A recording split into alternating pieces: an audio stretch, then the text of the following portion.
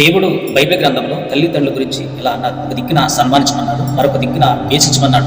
ఇలా ఎందుకు చెప్పాడు దేవుడు? కొంతమంది అపార్థం చేసుకున్నారు. దాని గురించి మనం మాట్లాడగమ కారణం 20:12 చదువుకుంటే, నీ దేవుడిని యెహోవా అనుగ్రహించే దేశంలో నీవు దీర్ఘశాంతుడు అగినట్లు నీ తల్లిని తండ్రిని సన్మానించమని దేవుడు ఒక దిక్కున రాయించడం జరిగింది. మరొక చోట మనం చదువుకుంటాం మత్తయి 10:37లో, నీ తండ్రినైనను తల్లినైనను నాకంటే ఎక్కువగా ప్రేమించిన వాడు నాకు పాత్రుడు కాడు, కుమారునైనను కుమార్తెనైనా నాకంటే ఎక్కువగా ప్రేమించిన వాడు నాకు పాత్రుడు కాదని దేవుడు చెప్పడం జరిగింది. మాట ఎందుకన్నారంటే, తండ్రి అయినా తల్లి అయినా కుమారుడైనా కుమార్తె అయినా ఎవరైనా ఈ లోకంలో మరణించిన వారు ఉన్నాము దేవుడికి.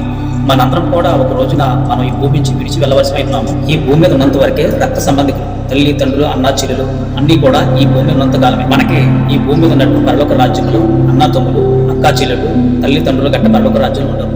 ఈ లోక ఏర్పాటును బట్టి తల్లిదండ్రులుగా నిర్మించాడు దేవుడు. పరలోక రాజ్యములు మనందరం కూడా ఒక తండ్రి బిడ్డలు, మనందరం కూడా సహోదర భావంతో ఉంటాం.